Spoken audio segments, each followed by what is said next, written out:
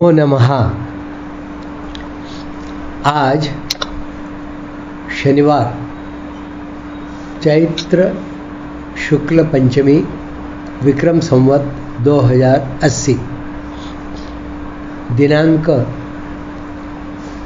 13 अप्रैल 2024। दशम अध्याय के श्रीमद् भगवद गीता के तृतीय श्लोक का विवेचन आरंभ करते हैं। इसके पूर्व श्लोक से क्या संबंध है? पूर्व श्लोक में कहा गया कि देवता और महर्षि लोग भी भगवान के प्रकट होने को सर्वथा नहीं जान सकते, तो फिर मनुष्य भगवान को कैसे जानेगा और उसका कल्याण कैसे होगा? इसका उपाय आगे के श्लोक में भगवान बताते हैं। यो मामजमनादिंच वेत्ति यो लोकमहेश्वरम् असम्मूढः समर्थेषु सर्वपापैः प्रमुच्यते। जो मनुष्य मुझे अजन्मा, अनादि और संपूर्ण लोकों का महान ईश्वर जानता है, अर्थात दृढ़ता से मानता है, वह मनुष्यों में असम्मूढ़ अर्थात जानकार है और वह संपूर्ण पापों से मुक्त हो जाता है। यो मामजमनादिंच वेत्ति लोकमहेश्वरम्। पीछे के श्लोक में भगवान के प्रकट होने को जानने का विषय नहीं बताया है। इस विषय को तो मनुष्य भी नहीं जानता, पर जितना जानने से मनुष्य अपना कल्याण कर ले उतना तो वह जान ही सकता है। वह जानना अर्थात मानना यह है कि भगवान अज अर्थात जन्म रहित है, वे अनादि हैं, अर्थात यह जो काल कहा जाता है जिसमें आदि व अनादि शब्दों का प्रयोग होता है, भगवान उस काल के भी काल है। उन कालातीत भगवान में काल का भी आदि और अंत हो जाता है। भगवान संपूर्ण लोकों के महान ईश्वर हैं, अर्थात स्वर्ग, पृथ्वी और पाताल रूप जो त्रिलोकी है तथा उस त्रिलोकी में जितने प्राणी हैं, उन प्राणियों पर शासन करने वाले अलग अलग अधिकार प्राप्त जितने ईश्वर मालिक हैं, उन सब ईश्वरों के भी महान ईश्वर भगवान हैं। इस प्रकार जानने से अर्थात श्रद्धा व विश्वास पूर्वक दृढ़ता से मानने से मनुष्य को भगवान के अज, अविनाशी और लोक महेश्वर होने में कभी किंचित मात्र भी संदेह नहीं होता। असम्मूढ़ समर्थेषु सर्व पाप ही प्रमुच्यते। भगवान को अज, अविनाशी और लोक महेश्वर जानने से मनुष्य पापों से मुक्त कैसे होगा?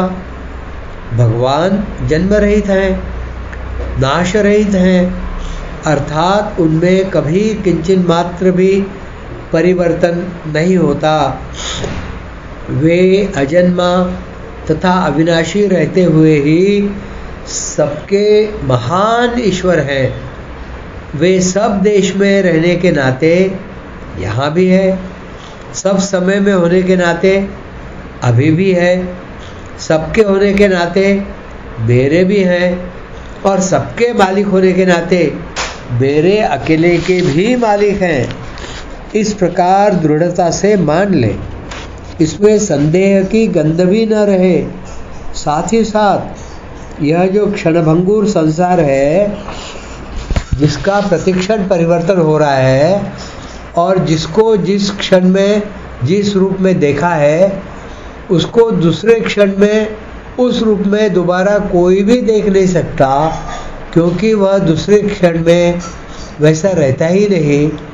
इस प्रकार संसार को यथार्थ रूप से जान ले, जिसने अपने सहित सारे संसार के मालिक भगवान को दृढ़ता से मान लिया है और संसार की क्षणभंगुरता को तत्व से ठीक जान लिया है, उसका संसार में मैं और मेरापन रह ही नहीं सकता।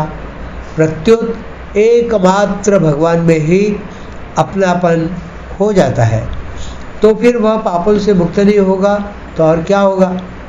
ऐसा मूढ़ता रहित मनुष्य ही भगवान को तत्व से अज, अविनाशी और लोक महेश्वर जानता है, वही सब पापों से मुक्त हो जाता है। उसके क्रियमाण, संचित आदि संपूर्ण कर्म नष्ट हो जाते हैं। मनुष्य को इस वास्तविकता का अनुभव करने की आवश्यकता है। केवल तोते की तरह सीखने की आवश्यकता नहीं। तोते की तरह सीखा हुआ ज्ञान पूरा काम नहीं देता। यहाँ दो प्रकार के कर्मों की बात आई है, क्रियमाण कर्म और संचित कर्म, जिसको प्रारब्ध कहते हैं। पूर्व के संस्कारों को लेकर जो आते हैं वह प्रारब्ध कर्म कहलाता है या संचित कर्म कहलाता है। और क्रियमाण जो अभी वर्तमान में कर्म हो रहे हैं उनको क्रियमाण कर्म ऐसा कहते हैं। यह दोनों ही कर्मों से परे जाने के बाद ये संपूर्ण कर्म जब वह पापों से मुक्त होता है तो ये नष्ट हो जाते हैं, ऐसा भगवान कह रहे हैं। असम्मूढ़ता क्या है? संसार अर्थात शरीर किसी के भी साथ कभी नहीं रह सकता तथा कोई भी संसार के साथ कभी रह नहीं सकता, और परमात्मा किसी से भी कभी अलग हो ही नहीं सकते और कोई भी परमात्मा से कभी अलग हो ही नहीं सकता। यह वास्तविकता है। इस वास्तविकता को न जानना ही सम्मूढ़ता है और इसको यथार्थ जानना ही असम्मूढ़ता है।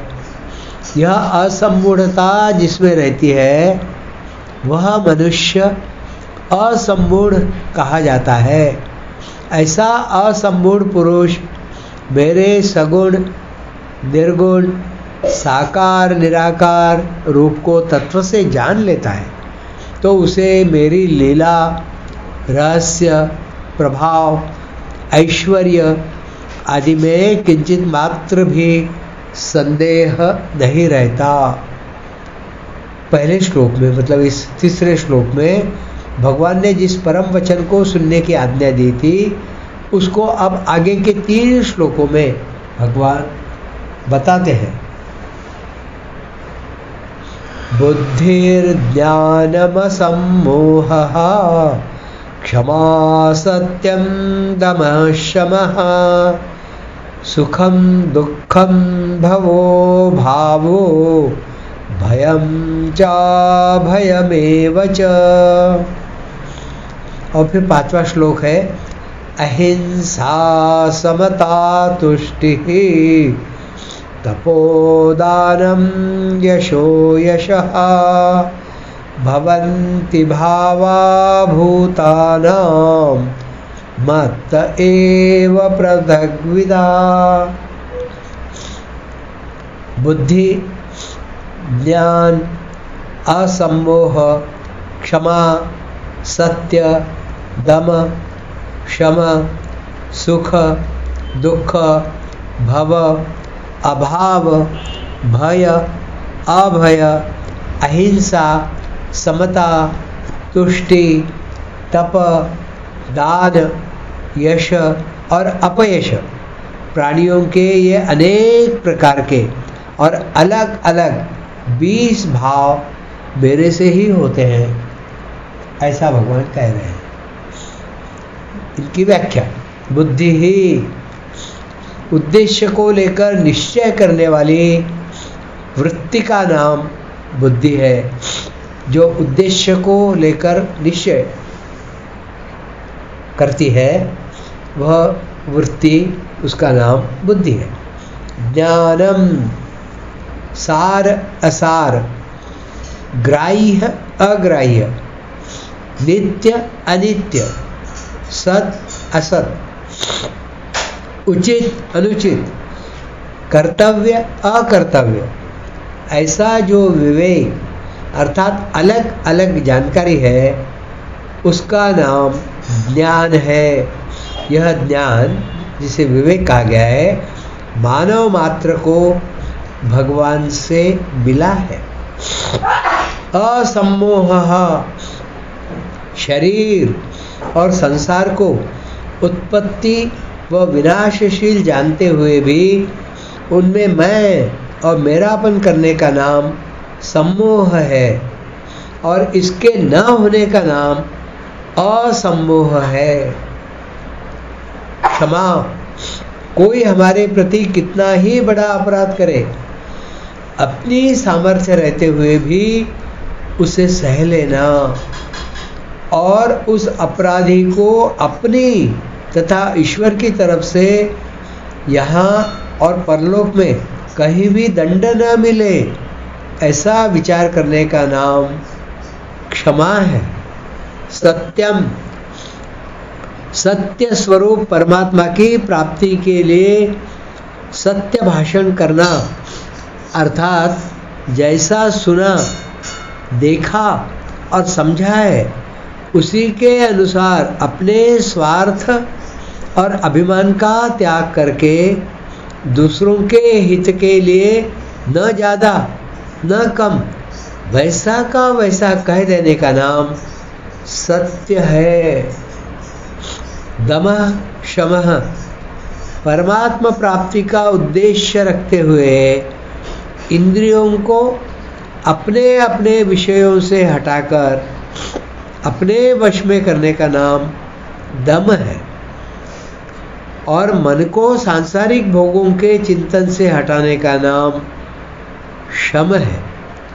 सुखम दुखम, शरीर मन इंद्रियों के अनुकूल परिस्थिति के प्राप्त होने पर हृदय में जो प्रसन्नता होती है उसका नाम सुख है और प्रतिकूल परिस्थिति के प्राप्त होने पर हृदय में जो अप्रसन्नता होती है उसका नाम दुख है। भवो भावः, सांसारिक वस्तु, व्यक्ति, घटना, परिस्थिति, भाव आदि के उत्पन्न होने का नाम भव है और इन सबके लीन होने का नाम अभाव है। भयम चा भयमेव च, अपने आचरण भाव आदि शास्त्र और लोक मर्यादा के विरुद्ध होने से अंतःकरण में अपना अनिष्ट होने की जो एक आशंका होती है उसको भय कहते हैं। मनुष्य के आचरण भाव आदि अच्छे हैं, वह किसी को कष्ट नहीं पहुंचाता, शास्त्र और संतों के सिद्धांत से विरुद्ध कोई आचरण नहीं करता, तो उसके हृदय में अपना अनिष्ट होने की आशंका नहीं रहती, अर्थात उसको किसी से भय नहीं होता। इसी को अभय कहते हैं। अहिंसा, अपने तन मन और वचन से किसी भी देश काल परिस्थिति आदि में किसी भी प्राणी को किंचित मात्र भी दुख न देने का नाम अहिंसा है।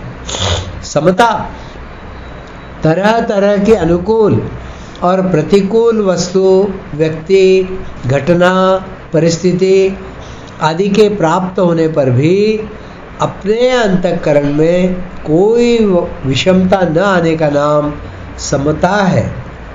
तुष्टि, आवश्यकता ज़्यादा रहने पर भी कम मिले तो उसमें संतोष करना तथा और मिले ऐसी इच्छा का न रहना तुष्टि है।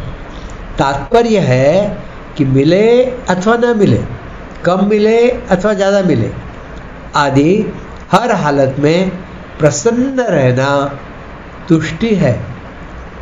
तप अपने कर्तव्य का पालन करते हुए जो कुछ कष्ट आ जाए, प्रतिकूल परिस्थिति आ जाए, उन सबको प्रसन्नतापूर्वक सहने का नाम तप है।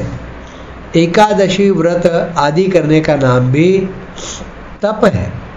दानम, प्रत्युपकार और फल की किंचित मात्र भी इच्छा न रखकर प्रसन्नतापूर्वक अपनी शुद्ध कमाई का हिस्सा सत्पात्र को देने का नाम दान है। यशो यशः, मनुष्य के अच्छे आचरणों, भावों और गुणों को लेकर संसार में जो नाम की प्रसिद्धि, प्रशंसा आदि होते हैं, उनका नाम यश है। मनुष्य के बुरे आचरणों, भावों और गुणों को लेकर संसार में जो नाम की निंदा होती है, उसको अयश अर्थात अपयश कहते हैं। भवन्ति भावा भूतानां मत्त एव पृथक विधाः, प्राणियों के ये पृथक पृथक और अनेक तरह के भाव मेरे से ही होते हैं, अर्थात उन सबको सत्ता, स्फूर्ति, शक्ति, आधार और प्रकाश मुझ लोक महेश्वर से ही मिलता है। तात्पर्य है कि तत्व से सबके मूल में मैं ही हूँ। यहाँ मत्तः पद से भगवान का योग, सामर्थ्य, प्रभाव और पृथक विधाः पद से अनेक प्रकार की अलग अलग विभूतियाँ जाननी चाहिए। संसार में जो कुछ विहित तथा निषिद्ध हो रहा है, शुभ तथा अशुभ हो रहा है, और संसार में जितने सद्भाव तथा दुर्भाव है, वह सब की सब भगवान की लीला है। इस प्रकार भक्त भगवान को तत्व से समझ लेता है तो उसका भगवान में अविकल्प, अविचल योग हो जाता है। यहाँ प्राणियों के जो 20 भाव बताए गए हैं, उनमें 12 भाव तो एक एक अकेले अकेले हैं और वे सभी अंतःकरण में उत्पन्न होने वाले हैं, और भय के साथ आया हुआ अभय भी अंतःकरण में पैदा होने वाला भाव है, तथा बचे हुए 7 भाव परस्पर विरोधी हैं। उनमें से भव, उत्पत्ति, अभाव, यश और अयश, ये 4 तो प्राणियों के पूर्वकृत कर्मों के फल है, और सुख, दुख तथा भय ये 3 मूर्खता के फल हैं। इस मूर्खता को मनुष्य मिटा सकता है। यहाँ प्राणियों के 20 भावों को अपने से पैदा हुए और अपनी विभूति बताने में भगवान का तात्पर्य है कि ये 20 भाव तो पृथक पृथक हैं, पर इन सब भावों का आधार मैं एक ही हूँ। इन सबके मूल में मैं ही हूँ। ये सभी मेरे से ही होते हैं एवं मेरे से ही सत्ता, स्फूर्ति पाते हैं। 7वें अध्याय के 12वें श्लोक में भी भगवान ने मत्त एव पदों से बताया है कि सात्विक, राजस और तामस भाव मेरे से ही होते हैं, अर्थात उनके मूल में मैं ही हूँ। वे मेरे से ही होते हैं और मेरे से ही सत्ता, स्फूर्ति पाते हैं। अतः यहाँ भी भगवान का आशय विभूतियों के मूल तत्व की तरफ साधक की दृष्टि करने में ही है।